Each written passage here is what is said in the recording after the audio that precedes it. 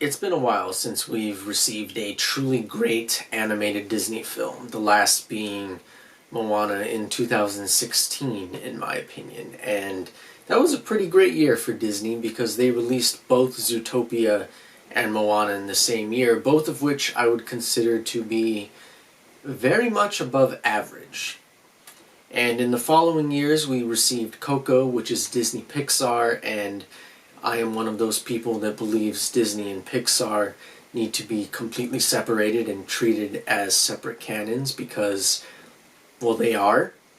And in 2018, we got Ralph Breaks the Internet and Frozen 2 in 2019. I didn't dislike Ralph Breaks the Internet or Frozen 2, but I wouldn't say they reached the heights of Moana, Zootopia, or Tangled.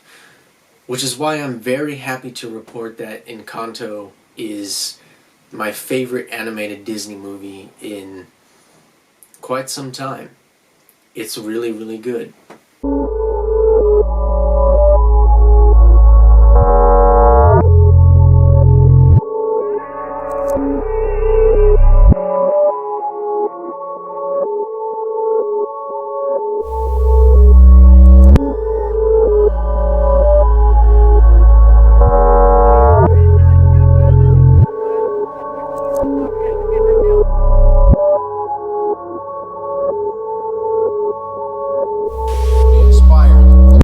Differently.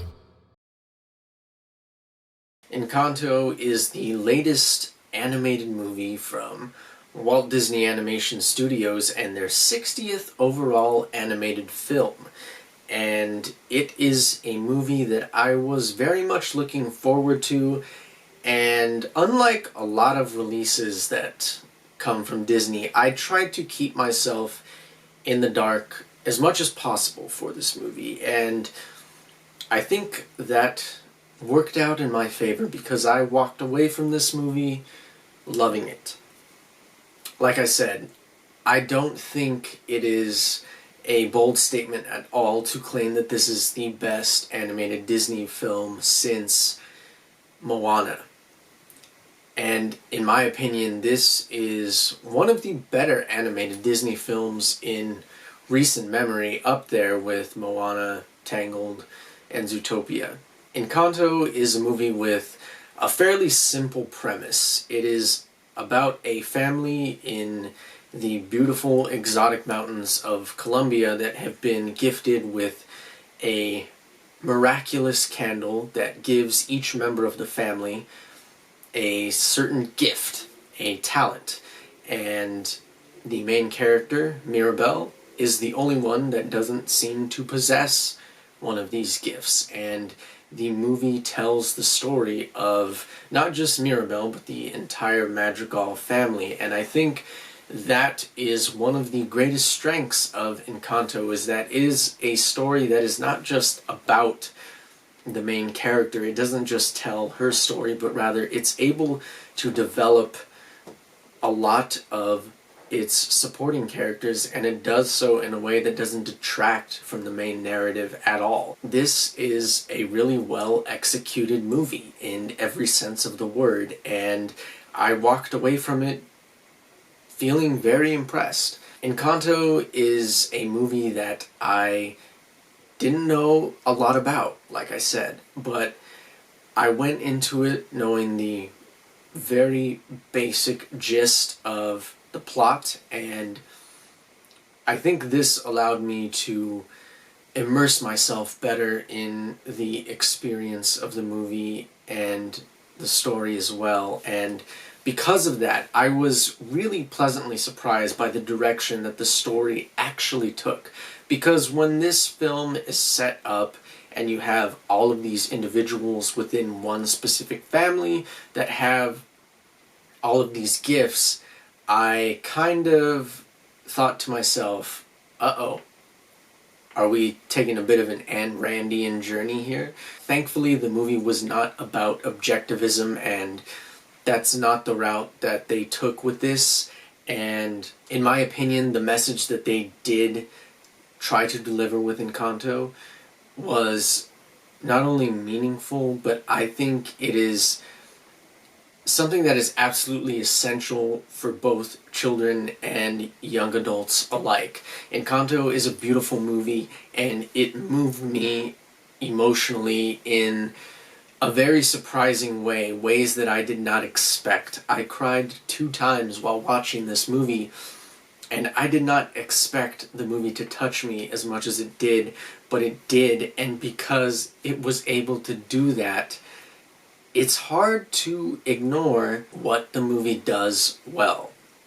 As I said, the main character is Mirabel, who is voiced by Stephanie Beatrice, and she does a fantastic job of voicing Mirabel, and the story really chronicles Mirabel's journey as she searches for this sense of belonging and this sense of approval, which sounds like familiar ground for Disney, but it's never been done in this particular way. It's never been done in a way that is so relatable, so vulnerable, and so human.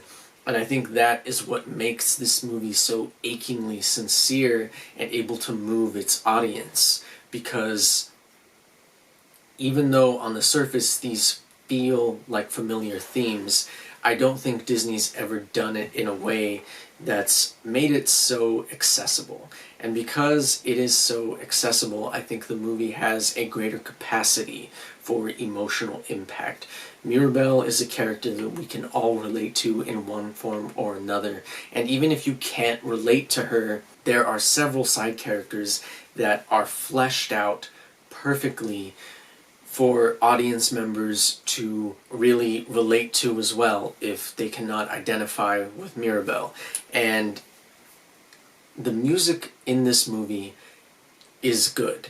It's not great, it doesn't have any bona fide bangers like How Far I'll Go, but I'm going to assume that Lin-Manuel Miranda's schedule is a bit more, well, it's probably a little busier these days, so he can't really churn out the classics the way he did for Moana.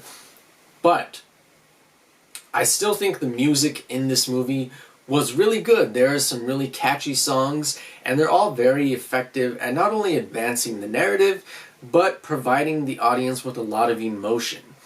And that is where I really found myself being moved by the movie, because the music enhanced the story, and it enhanced the themes as much as it could have, and I really can't ask for anything more than that. The second musical number performed by Mirabel herself is something that I found to be incredibly relatable, and something that I think is something a lot of people need to hear because they feel this way. At least I would assume they do. I can't speak for everyone, but I feel like this is a more common experience than it is not. So, the music in this movie is good, and one thing I really, really enjoy about these musical numbers is that they're very expressive and they're very vibrant. The color palette of this movie is so vivid and alive, and I really love to see that. And that is, as I've said many times, one of the benefits of animation is animation just gives you more leeway to be creative and expressive with scenes, especially musical numbers. And I'm glad to see that Disney has not only returned to the musical formula, but done it in such a visually stunning way, because for a long time it seemed like Jennifer Lee and John Musker and Ron Clements were the only directors for Disney that could actually direct an impressive animated musical scene. Thankfully, somebody else was up to the task. And when I say somebody else was up to the task, I mean Byron Howard, who was a co-director for Tangled, which, as I've said, is a beautiful movie. And the other director for this movie was Jared Bush, and they really did a great job with this movie, because I think directors are kind of underappreciated when it comes to animated films, but if you watch a bad animated movie, it's clear why every movie needs a director. And I think they did a fine job here. They got the performance out of every single person that they needed to. The standout character in this movie was Bruno, who is voiced by John Leguizamo. And even though he's not in the movie as much as some of the other characters, I think he did a really good job when he was given screen time. He stole the scene every single time. And he gets this really wonderful musical number that portrays him in this ominous, almost villainous-like perspective. And I think that was pretty unique because there was no overt villain in this movie, and that's fine because this story definitely didn't need one. This story was very much about family dynamics. It was about finding your place. It was about accepting yourself. It's about finding the value in every single human being, and that kind of story does not need a mustache twirling villain or a potion-making sorceress. So I thought the musical number for Bruno was a really interesting choice, and it worked for me. So this movie has a lot of interesting ideas, and a lot of ideas that I think really need to be communicated, because I imagine there are a lot of people that have the emotional experience that several of these characters do. There is a really wonderful musical number in this movie where one of Mirabel's sisters is singing about how much pressure she feels to be the strong person because her gift is actually that of physical strength, and because she has been gifted with this immense sense of strength, she feels like she's crumbling underneath that pressure emotionally. And I think that is really just something that needs to be said. It's something that needs to be communicated. It needs to be put out there, because I'm sure there are a lot of kids that feel that way. I'm sure there are a lot of young adults that feel that way. And for a movie to take this message and put it out there and say it is okay to feel this way, or it's not uncommon, I think is really, really important. And the messaging and the theming of this movie is just so strong that it is undeniable. Undeniable. And in particular, there is the core theme of this movie, which is just recognizing that every single person has value. And you are more than your gift. And even if you don't think you have one, you probably do. You just don't realize it, or you haven't discovered it yet. And it's only through a journey of self-discovery are you able to find it or allow yourself to help others with that very gift that you never knew you had. And as someone who has spent the majority of their childhood and even well into my young adult life thinking I had no discernible talent or no discernible gift, that really hit me. This movie got to me. As I've said, I cried twice, and I didn't expect to. And I'm not saying the movie is good solely because it made me cry, but I think the fact that it did speaks to the importance of the story here and how effective that story was told. So I really think Encanto is not only a good movie, but I can honestly see this becoming a cult classic within the animated Disney canon, if not one of the most acclaimed films by Disney in recent memory, because it's that good. The vocal performances are good, the direction is solid, the animation is unsurprisingly beautiful and strikingly realistic at times. Everything about this movie feels like Disney. It has that Disney sense of wonder and magic. It's all there. And it has the universal themes for everyone to take something away from. And I just think that there is so much to take away from this movie for so many people that I really just enjoyed every second of this movie. I had a great time watching it, and I think you will too. So I highly recommend Encanto to everybody. I think it is a great movie. I think it's a great family film. And I think it tells a really important story with an even more important message. Something that we could all listen to. No matter how young or old we may be, there is something to take away from this. And, you know, it just touched me in a way that a Disney movie hasn't in a while.